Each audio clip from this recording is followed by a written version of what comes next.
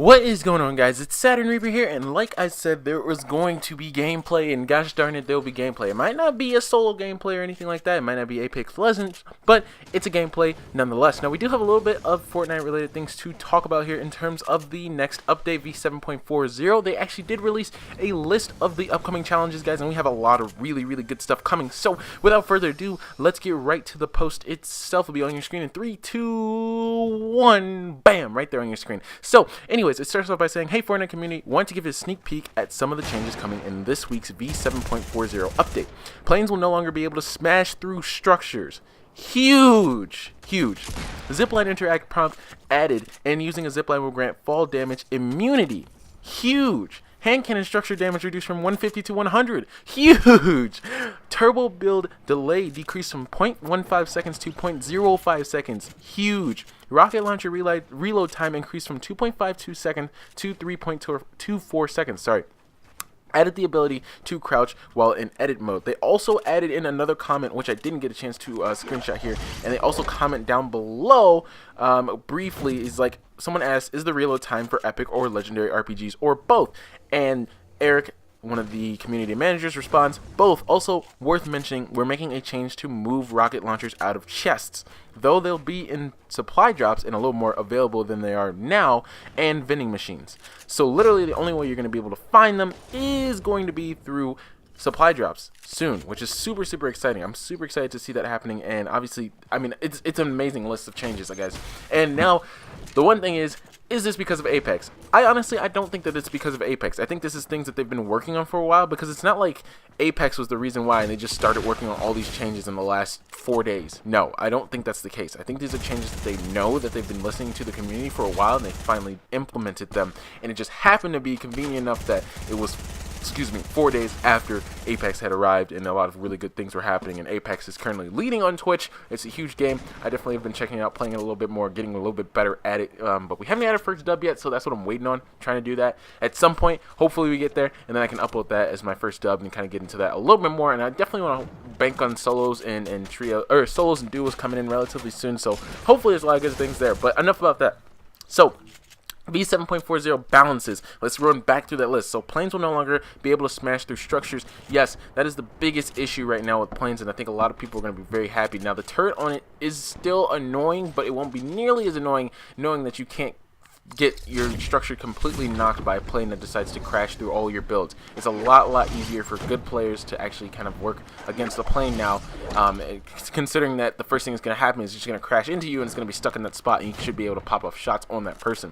The next big change here is zipline interact prompt added, and using a zipline will grant fall damage immunity. There's a lot of bugs with ziplines. A lot of people don't like ziplines. I mean, they're useful sometimes, but people have been asking for an interact button, and it is amazing that they're finally getting there, because there's been so many glitches with them to really get them refined. It really took almost half the season, if not more than half the season, so it's a really good thing to see there, as well as the immunity to fall damage is going to be super nice, and I hope that isn't abused. I mean, I'm sure people might use it for trick shots and stuff, but it's going to be really nice to, if you get, pushed off by your teammate, or if an enemy pushes you off, you won't die to that. You'll be able to still fight when you're on the ground, which is awesome. That's a big change. Now, hand cannon structure damage reduced from 150 to 100. I believe, if I'm not wrong, wooden walls are either 125, right? I think wooden walls are 125 when they're fully built, so this is just under that. So it's going to take 2 shots to destroy a wooden wall now, which is really good. That's something that a lot of people needed, and obviously the hand cannon is still relatively broken. I think it's still going to be relatively good to use overall, but I think that that's a good nerf and a good direction for the hand cannon itself, and it might get vaulted in the next season. I would not be surprised if that was the case. It's next season, we just get rid of that weapon completely, and we might not see it for a while.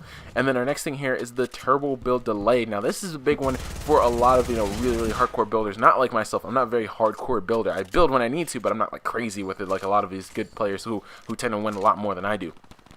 And that is pretty much just saying, like, hey, like, your builds are going to start placing the way they're supposed to. Like, it's really tough for this game to kind of keep up with the speed of, like, really good pro players. I mean, it does keep up relatively well, but it's still, like, sometimes, like, pro players are still faster than when the builds are coming in, or they're trying to pop off shots that are faster than what the game can kind of register. And that's where you get all these areas with, like, ghost shots and stuff like that, and you get a lot of glitches and, like, pumps that do 0 damages, because things are just happening too fast for the most part, or you're like swapping things too fast and it just does not work and the game doesn't register it. So that should mitigate at least a little bit of that issue. issue in terms of turbo building and be able to get people to, you know, survive more.